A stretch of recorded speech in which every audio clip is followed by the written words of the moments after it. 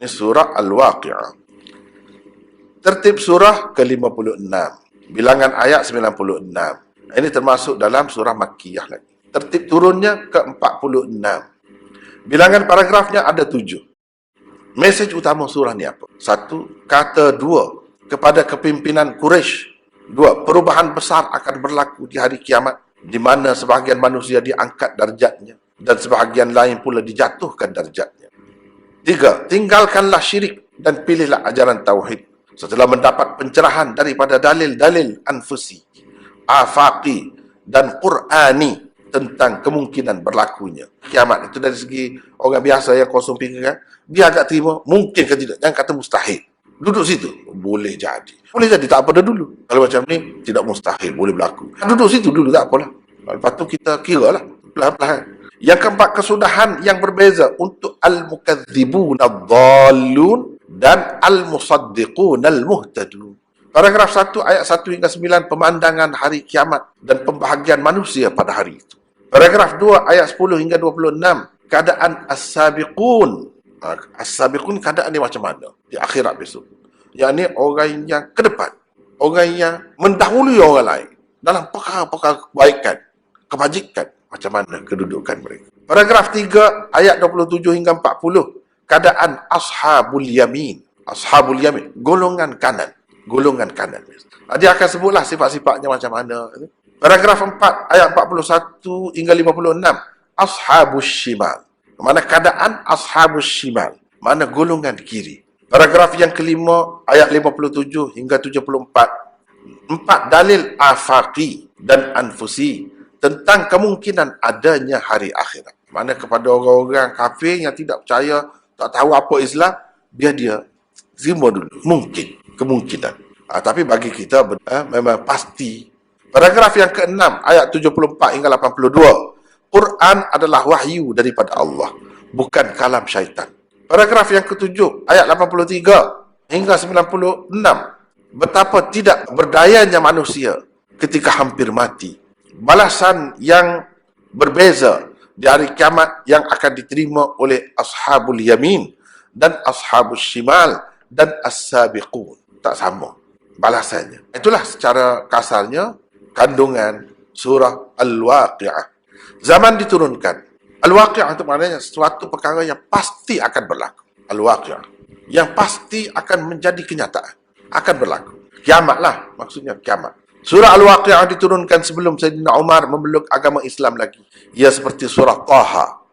Diturunkan selepas berlakunya hijrah para sahabat ke Habsyah antara bulan Rajab tahun ke-5 kenabian dan bulan Zulhijjah tahun ke-6 kenabian. Sebelum lagi Sayyidina Umar memeluk agama Islam, jadi surah ini sudah turun. Baik, kelebihan surah Al-Waqi'ah. Surah Al-Waqi'ah juga seperti surah Hud, merupakan antara surah yang membuatkan Rasulullah tua dan berubat. Rasulullah sallallahu alaihi wasallam bersabda, "Syayyabatni Hudun wal Waqi'ah wal Mursalat wa amma yatasaalun wa idza asy-syamsu kuwirat." Maksudnya surah Hud, Al-Waqi'ah, Al-Mursalat, amma yatasaalun, yakni surah An-Naba tu, dan idza asy-syamsu kuwirat, yakni surah At-Takwir, telah membuatkan aku berubat, yang jadi tua. Itu dalam Tirmizi. Baik, ini satu kelebihan dah setakat tu yang adanya. Yang lebih-lebih lagi yang kata kalau orang yang amalkan surah ni tidak jadi miskin, itu semua maudhu'. Itu semua tak betul. Mengarutlah yang tersebar dalam masyarakat tu, mengarut. Kesinambungan surah Al-Waqi'ah dengan surah sebelum dan selepasnya. Satu, di dalam surah Ar-Rahman melalui dua sifat Allah, Dzul Jalal dan Dzul Ikram, manusia berkali-kali ditanya dengan ayat tarjih sama ada mereka membenarkan atau mendustakan bukti-bukti dan tanda-tanda kebesaran Allah. Di dalam surah Al-Waqi'ah ini pula orang-orang yang membenarkan ajaran Islam dibahagi kepada dua. Musaddiqin ni yang membenarkan ajaran Islam yang dibawa oleh Nabi ni dibahagi dua dalam surah ni. Dia ada terbahagi pula. Satu, as-sabiqun, dan yang kedua ashabul yamin. Selain dinyatakan apa ganjaran yang diterima mereka dalam surah ni. Orang-orang yang mendustakan pula diberi amaran akan akibat buruk yang mereka akan terima kelak. Dalam surah ni ada sebut. Dua, di dalam surah Ar-Rahman sebelum ini perkataan tukadziban digunakan. Sementara di dalam surah Al-Waqi'ah pula, perkataan Al-Mukadzibun. Maknanya perkataan takzib semua tu. Jadi, betul-betul surah Al-Qamar, Ar-Rahman yang ada perkataan takzib tu, unsur takzib tu. Dan kita pun fahamlah bahawa surah ni diturunkan peringkat tu. Pada ketika itu hebat sangat orang mendustakan Rasulullah sallallahu alaihi wasallam. Dan pendustaan terhadap Rasul ini bukan khusus dengan Nabi kita saja. Nabi-Nabi lain sebelum itu pun membawa kemurkaan Allah. Itu nak cerita. Sehingga mereka tu hancur, dibinasakan kerana takzib lah. Oleh sebab itu, jangan kita begitu. Itu saja pengajaran. Baik, beberapa kata kunci dan tema utama surah. Satu, di dalam surah ini perkataan Al-Mukadzibun Ad-Dallun. Orang-orang yang mendustakan dan sesat. Telah 2 kali digunakan untuk ashabus shimal.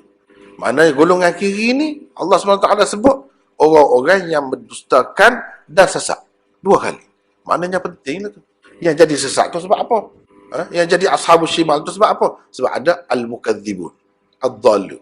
Ini sifat. Sebab tu dia termasuk dalam ashabus shimal. Golongan kiri itu maksudnya isyarat simbolik kepada ahli neraka lah. Ashabus shimal tu ahli neraka.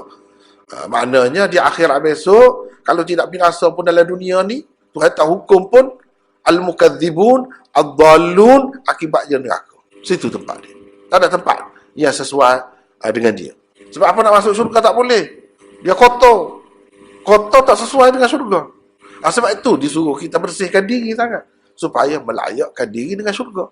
Syurga tu sesuai dengan hak bersih, hak suci. Suci luar dalam baru sesuai. Kalau tak suci, luar saja jadi munafik tak boleh juga. Innal munafiqina fi darkil asfali minan nar. Neraka juga tak boleh. Dia kena suci luar dalam. Muslim, mukmin. Yang kedua, di dalam surah ini 2 kali disebutkan ayat fasabbih bismi rabbikal azim. Maknanya ini kata kunci yang besar tu, tasbih tu. Tasbih tu. Pada hakikatnya orang-orang sesat tu tidak menerima agama tu, dia tak ada makna tasbih tu dalam diri dia, dalam kepala dia, dalam jiwa dia. Jadi kita orang Islam beza dengan mereka sebab ada itulah tasbih tu. Iaitu kita mensucikan Allah daripada segala kekurangan, kelemahan dan keaiban. Itulah yang tidak ada pada orang kafir tu. Kalau suci daripada kelemahan, dia tidak ambil banyak Tuhan. Pada satu Tuhan sudah. Dah kuasa, maha kuasa. Ni tidak ada kuasa. Ada pula orang lain kena bagi kuasa dengan orang lain. Kena pergi minta dengan orang lain. Itu tak suci lah tu. Pada hakikatnya tak ada tasbih. Konsep tasbih tu dalam kepala mereka, dalam jiwa tak ada. Tasbih maknanya kita percaya, yakin. Kita kata, kita percaya bahawa Tuhan maha suci. Tak ada sikit pun kekurangan, kelemahan, keaiban. Yang adanya kita. Engkau tak ada. Itu makna tasbih. Inilah yang membezakan pada hakikatnya antara orang Islam, ashabul yamin, as-sabiqun tu dengan ashabul shimal. Ini pada hakikatnya. Dia tak ada tasbih. Kita ada tasbih. Orang yang bertasbih, itulah ahli tauhid. Bila tak ada tasbih tu jadi syirik ya. Itulah yang jadi syirik. Jadi syirik tu apa bendanya? Tak ada tasbih. Tuhan tu tak sempurna. Tuhan ada kurang. Dia kata tak ada kurang. Tak ada kurang macam mana? Dah banyak tu. Untuk apa banyak-banyak? Tak ada kurang macam mana? Perlu kepada anak. Seperti kita lah. Kita perlu pada anak, kurang lah. Banyak lah kalau nak sebut. Jadi tasbih tu menceritakan ini yang pembeza. Inilah penentu yang memisahkan antara as-sabiqun dan ashabul yamin dan ashabul shimal. Ini pemisah. Sebanyak-banyak, seramai-ramai orang kafir daripada dulu sampai sekarang, dia tak ada benda ni. Kalau ada benda ni, dia jadi ahli tauhid dah lah. Di tengah surah dan juga betul-betul di akhir surah. Ayat 74 dan 96. Ditutup surah ni dengan itu. Fasabbih bismi rabbikal azim. Tujuannya ialah supaya manusia memilih akidah tauhid yang suci murni. Tasbih berarti mengakui Allah tidak mempunyai sebarang kekurangan dan keaiban. Di samping menyatakan secara terbuka bahawa zat Allah suci dan bersih daripada segala sifat-sifat kurang dan aib. Sedangkan makhluk-makhluknya pula penuh dengan kekurangan dan keaiban. Termasuklah kita manusia ni. Bila kita kata tu, subhanallah, subhanallah tu, kita mengaku kita ni kurang. Kita mengaku kita ni kurang. Segala sifat-sifat Allah, Al-Hayyu misalnya, dialah hidup yang sebenar. Kita tidak. Walaupun kita hidup, kita tidak sebenar. Hidup kita kurang. Hidup kita tidak sebenar. Sebab apa? Dulu tak ada. Lepas tu ada. Lepas tu tak ada pula. Dialah kuasa yang tak ada sebarang kekurangan pada kuasanya. Kita kata ada kuasa juga. Tapi kuasa kita penuh dengan kekurangan, kelemahan. Walaupun kata kuasa, terhad sangat, sekejap sangat. Kalau kita kata kaya, kaya pun kurang juga tak kaya sebenarnya. Masih memerlukan yang lain. Kalau selagi masih memerlukan lain, orang tak panggil kaya. Kaya ni tak perlu langsung kepada yang lain. Siapa macam tu? Allah saja. Itu maksud Maha Suci. Sebutlah sifat mana lagi, sebut. Sifat melihat, sifat mendengar ke. Yang sempurna, yang tak ada cacat, tak ada kurang, tak ada lemah, Allah saja. Yang kita walaupun nama sama, melihat, mendengar, kurang. Itulah orang panggil tauhid sifat. Yang bersifat macam tu dengan sempurna, tak ada sebarang kekurangan, satu saja, Allah. Yang lain, walaupun sebutlah hidup juga, melihat juga, berkuasa juga, tapi semua kurang. Bila kita kata subhanallah, Allah tak ada kurang, kita yang kurang. Dan makhluk sekeliling ni kurang. Walaupun macam mana pun. Fasabbih bismi rabbikal azim. Al-waqi'ah. Idza waqa'atil waqi'ah, laisa liwaqa'atiha kadhibah. Apabila terjadi hari kiamat, ada suatu hari yang pasti berlaku. Ini kenyataan yang tidak boleh didustakan. Tidak seorang pun dapat berdusta tentang kejadian. Tak boleh, tak ada siapa pun yang boleh mendustakan. Maknanya terlalu meyakinkan. Khafidatur rafi'ah. Khafidah, pada hari itu ada orang yang jadi rendah, jadi hina. Hari itu membuatkan manusia, sebagian manusia rendah, jatuh, hina. Rafi'ah, sebagian yang lain pula tinggi, diangkat, mulia. Bila berlaku kiamat ni, bila berlaku? Idza rujjatil ardu rajja wa bussatil jibalu bassa fakanat haba'an mumbatha. Dan seterusnya, itu baca sendirilah. Tengok. Dahsyatlah tu apabila bumi digoncangkan sedahsyat-dahsyatnya dan gunung-gunung dihancur luluhkan seluluh-luluhnya. Berterbangan gunung tu jadi macam kapas, macam bulu ayam. Gitulah terbangan. Sehebat-hebat gunung tu, segagah-gagah gunung tu jadi macam tu. Wa kuntum azwajan thalathah, dan kamu menjadi 3 golongan pada hari itu. Ini diperincikan dalam surah Ar-Rahman. Dah sebut dah ahli syurga ni dapat syurga yang macam ni, macam ni. Syurga, ahli syurga ni dia satu peringkat semua. Tak juga. Ini perincian di sini. Ada 3 golongan. Fa ashabul maimanah ma ashabul maimanah, wa ashabul mash'amah ma ashabul mash'amah, was-sabiqun as-sabiqun. Ini yang paling istimewa. Orang-orang yang beriman paling dahulu. Dia bukan maksud gitu saja. As-sabiqun as-sabiqun tidak beriman dahulu. Mana orang yang terkedepan dia, mendahului orang lain dalam semua perkara. Kerja-kerja agama, dia depan sekali. Kalau matilah, perlu berjihad, dia depan sekali. Dia sanggup depan sekali. Kalau dari segi infak, dia depan sekali. Kalau dari segi perjuangan Islam nak menegakkan kebenaran, dia depan sekali. Itu as-sabiqun. As-sabiqun maknanya orang yang mendahului orang lain, depan orang lain. Inilah yang disuruh kita berlomba-lomba menjadian. Kalau tidak dapat ni ashabul maimanah, tak apa dah, golongan kanan. Alangkah mulianya golongan kanan itu. Ma ashabul maimanah. Golongan kiri, alangkah sengsaranya golongan. 3 golongan yang disebut sini. Ulaikal muqarrabun. As-sabiqun as-sabiqun itu, mereka itulah orang yang didekat, muqarrabun. Orang yang hampir dengan Allah. Di hari akhirat besok, nampaklah dia. Di mana duduknya? Fi jannatin na'im. Dalam syurga yang penuh nikmat. Lepas tu, dari kalangan mana mereka ni? Thullatum minal awwalin wa qalilum minal akhirin. Satu golongan zaman dahulu ada dah. Hak kemudian pun ada. Setiap masa ada orang macam ni. Bukan kata zaman dahulu saja. Zaman kemudian tak ada. Tidak. Duduk di mana? Ni sebut dah. Gambaran syurga lah tu. Itu macam mana duduknya tu. Panjanglah ceritanya. Minum arak, apa tak mabuk, apa semua tu. Kena tengok sinilah. Tu kita tidak nak pergi panjang. Bidadari apa semua tu ada sini. Ini masih lagi tentang ahli syurga. Lepas tu cerita tentang kejadian bidadari. Kejadian macam mana. Kena mengandung dulu ke. Kena melalui zaman kanak-kanak dulu. Zaman berhingus dulu ke macam mana. Zaman kena pakai pampers. Ataupun macam mana. Dah. Inna ansha'nahunna insya'a. Faja'alnahunna abkara urban atraba li ashabil yamin. Ini untuk buat-buat ashabil yamin. Bidadari-bidadari yang macam ni sifat. Allah SWT jadikan tu dia. Jadi muda tu, cantik terus. Tidak melalui proses manusia daripada kecil remaja jadi tua, jadi dewasa dia. Terus Allah SWT jadi sempurna. Kenapa? Kalau kita tengok dalam Quran ni kan, dalam surah ni, surah mana-mana, selalu dia sebut ni macam untuk lelaki. Kan? Ni, bidadari untuk lelaki. Untuk perempuan pula tidak begitu. Tak ada kah bidadara? Ini bidadari. Gini.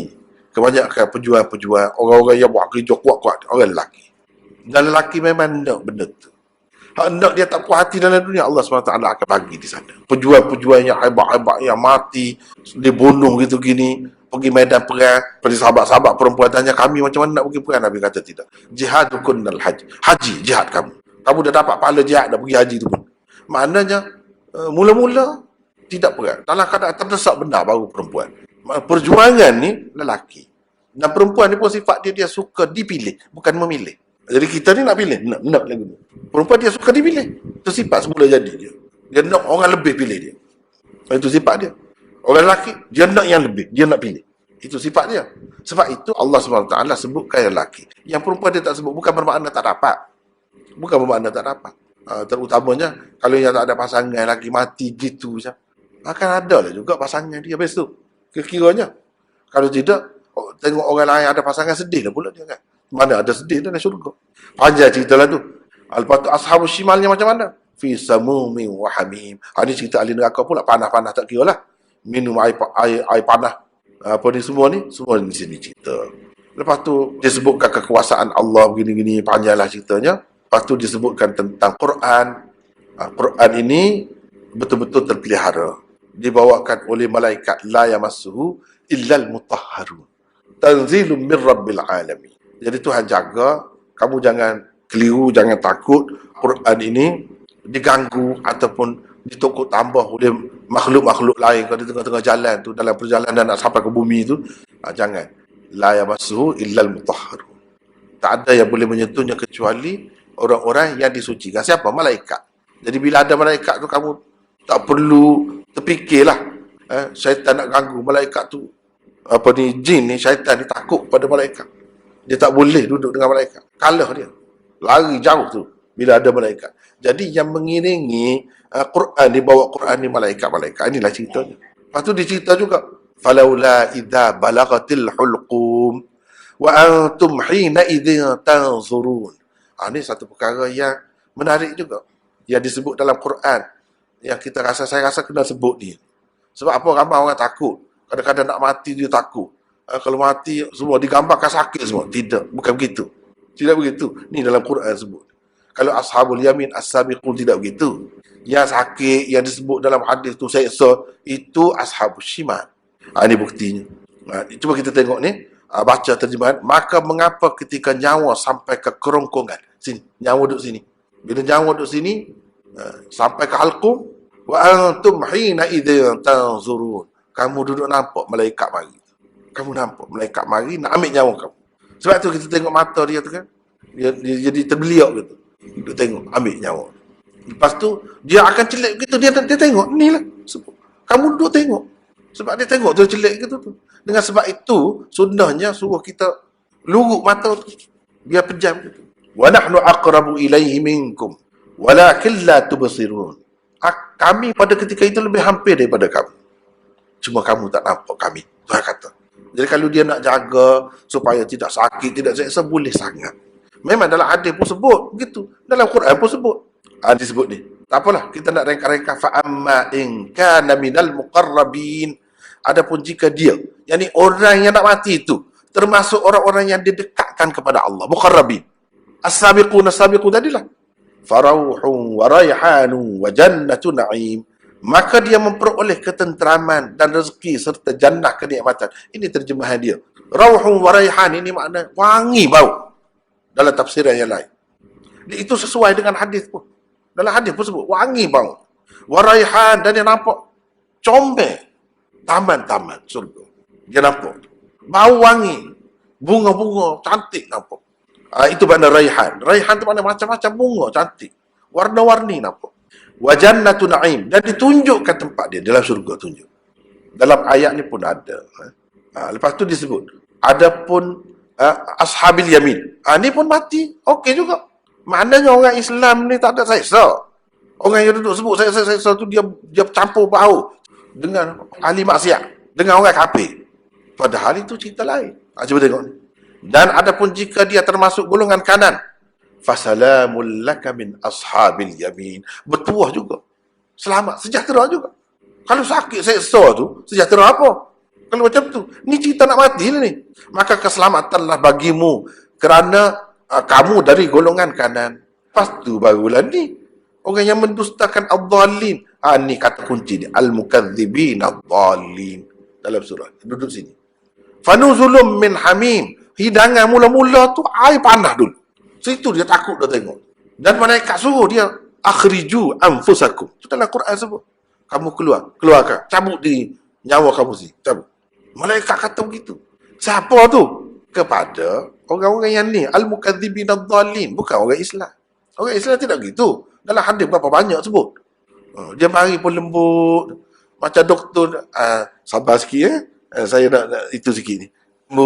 Mari. Gitu kan. Adapun yang kafir, yang mukadzibin ad-dhalin, dia memang betul. Yang sebut dalam hadis. Tapi itu untuk siapa? Bukan untuk orang Islam. InsyaAllah. Orang Islam kalau ashabul yamin pun, tidak as-sabiqun pun tak apa. Salam juga. Selamat sejahtera. Tak kalau as-sabiqun tu lagilah. Semerbak bawah ni. Nampak indah. Dah tunjuk dah tempat syurga apa. Tempat dia dalam syurga. Jadi tak ada apa yang risau sebenarnya. Masyarakat ni kadang-kadang dia campur aduk cerita orang lain dengan orang lain. Sedangkan dalam Quran ni sendiri je lah. Dalam hadis pun berapa banyak. Begitu sebut. Jadi tak perlu risaulah. Yang pentingnya kita buat baik. Ikut agama dia betul. Serah kepada Allah SWT. Itu saja. Dan yang zahir, kalau nampak zahir tu teruk lah rupa, tak ada rupa dah. Itu bukan jadi ukuran. Itu bukan jadi penentu. Kita nak tahu benda gaib ni, kena Rasulullah. Quran cerita. Orang lain tak boleh. Benda ni. Tak boleh pakai. Begitulah secara ringkasnya. Fasabbih bismi rabbikal azim. Benda ni semua ni, daripada kita nak mati sampai masuk syurga ke masuk neraka ke, lahu haqqul yaqin. Sesuatu yang memang pasti berlaku. Sesuatu yang memang yakin. Benda-benda yakin. Bukan agak-agak, tidak. Allah SWT sebut ni. Jadi untuk dapat ni semua ni, fasabbih bismi rabbikal azim. Kadang kamu kena bertasbih lah. Kamu kena jadi ahli tauhid sebenar-benar lah. Itulah maksud dia. Tasbih tu. Janganlah ada sikit pun syirik. Janganlah mendustakan para nabi dan jangan mendustakan kitab-kitab suci. Itu kesimpulannya.